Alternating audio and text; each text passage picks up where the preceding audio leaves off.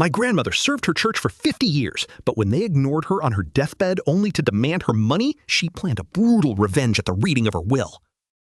My grandmother was a devoted member of a large conservative church in the Deep South.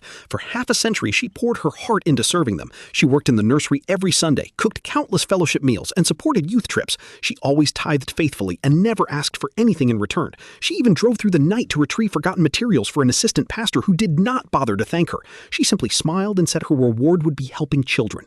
But when she turned 73, her life changed forever. A severe car accident broke her back, leaving her completely homebound for the final 10 years of her life. During those 10 lonely years, Grandma desperately tried to stay connected. She reached out to her church friends, the deacons, and the pastors, inviting them to visit her home.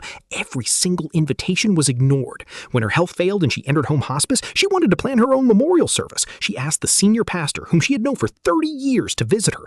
He claimed he was too busy. Instead, he sent his assistant pastor. But this assistant pastor did not come to offer comfort. Within minutes of arriving, he began pressuring my dying grandmother to remember the church in her will.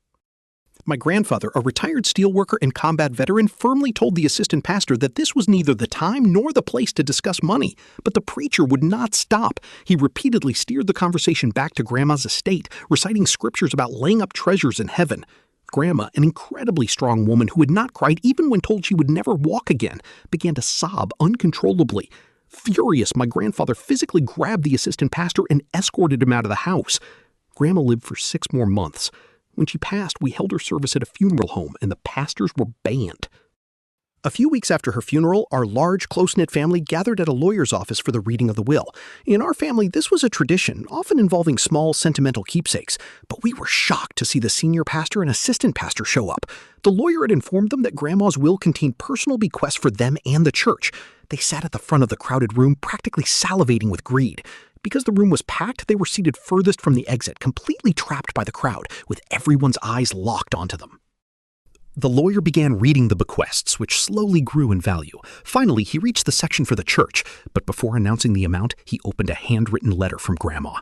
The lawyer read her words aloud. She wrote about how the church had completely abandoned her for 10 years. She detailed how the assistant pastor had ignored her funeral plans and only cared about her money. She revealed that she had originally written a massive fortune, 20% of her entire estate, to the church.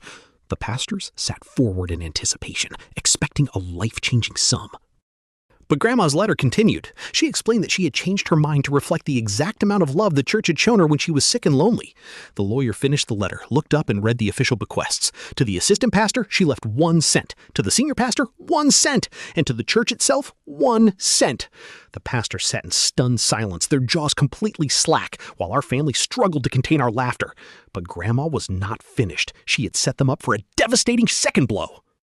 The lawyer announced one final bequest. It was for a charity run by a local black church just a few miles away. Years earlier, Grandma's church had bitterly severed ties with this charity over prejudice, even suing them.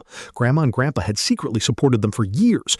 The lawyer paused, letting the silence stretch before reading the amount. He revealed that Grandma had left the entire fortune, the massive 20% of her estate, to this charity instead.